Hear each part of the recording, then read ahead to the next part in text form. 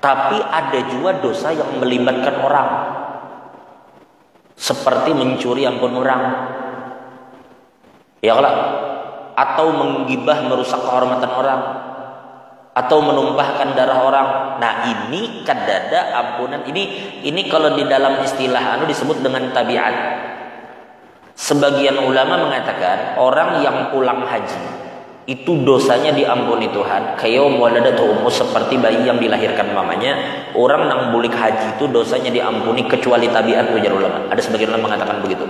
Maksudnya seperti orang berjihad atau berhaji, begitu ya bulik jihad bulik haji dosanya diampuni kecuali tabiat. Tabiatnya maksudnya nang berkait lawan orang.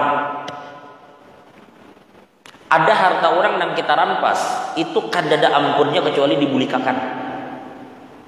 Ada orang yang kita zolimi itu kadada ampunnya kecuali kita meminta rela. Amun di dunia kada beres itu yang kita khawatir. Jangankan lawan orang itu nyata benar ada kurang lebihnya. Amun lawan keluarga aja dikatakan dalam Al-Qur'an yauma yafirrul mar'u min akhihi wa ummihi wa abi. Lawan dang sanak aja kita bertemu kita menghindar. Lawan kuitan anak bertemu anak menghindar, kuitan bertemu anak kuitan menghindar. Kenapa? Ujar ulama karena di saat itu setiap orang itu takut dengan tuntutan. Ini sudah repot dengan urusannya seorang, nang dosanya seorang itu kebanyakan urusan lawan orang pulang. Karena orang tua tuh takutan kalau pina anak nuntut. Bapakku baharijar kada bisa mendidik aku. Makanya ulun kayak ini kada pernah ulun dilajari agama. Nang anak tetamu kuitan takutan juga. Kalau pina kuitan menuntut, ya Allah anak ulun ini kada bisa memberikan hak ulun sebagai kuitan. Nang laki menghindar dari bini. Yauma yafirrul mar'u min akhi wa ummihi wa abi wa sahibatihi wa bani. Laki bertemu bini buka, bini ketemu laki buka. Saling menghindar karena takut dituntut, apalagi dengan orang-orang yang nyata-nyata seorang bersalah. Padahal jika ibaratku kurang lebih, akhirnya orang Tuhannya kan kurang lebih lawan anak, mestinya kan gitu. Nah lalu bagaimana konsekuensinya? Ya tadi, kalau kita tidak bisa saat itu membayar, ada dua konsekuensinya. Yang pertama adalah boleh jadi pahala kita itu diambil untuk diberikan kepada orang tadi, karena saat itu tidak berlaku lagi duit. Nang duit bahari dikorupsi di dunia. Ada orang mengira apabila inya korupsi, ada orang mengira apabila inya mengambil duit orang, maka duit yang diambil tadi jar supaya bersih, ulahkan masjid. Kan itu urusan. Jangan dikira dengan membangun masjid, membangun langgar, nyumbang ke pondok, lalu itu jadi bersih. Kan ada. Bahkan dikatakan innallaha thayyib wa la yaqbalu illa thayyiba. Allah Ta'ala itu baik dan kadang menerima kecuali yang baik. Harta nang inya rampas kada jadi bersih, nang inya sumbangkan kada ada pahala. Jadi jangan berpikir berbuat baik dengan sesuatu yang kotor itu baik, kada. Nah duit itu harus dibulikakan. Kan istilah KPK sekarang ada, kalau istilah membulikakan kerugian negara lah maksudnya lah. Ada kalau itu kalau mengembalikan kerugian negara aja. Syukur-syukur mun sawat tertangkap KPK tuh syukur tuh ben. Syukur jangan suruh orang bulikakan, terpaksa kada terpaksa terbulikakan tapi tuh. Namun sudah sampai ke akhirat kenapa nang dibulikakan? Siapa lagi nang makai duit bermiliar tuh?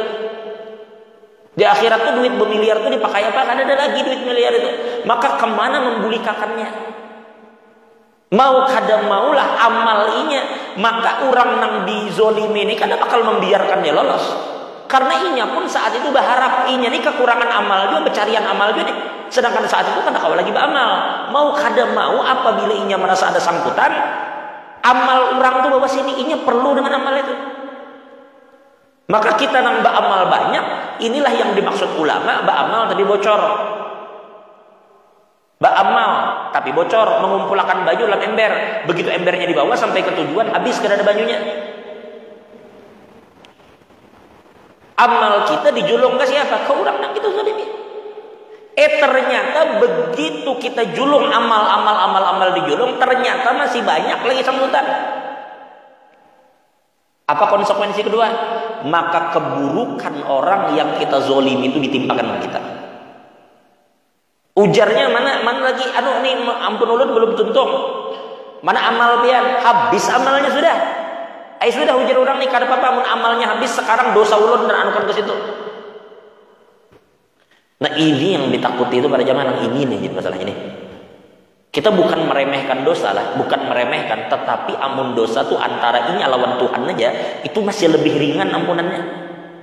Artinya jangan meminta ampun lawan Tuhan cukup aja. Nah itu kan.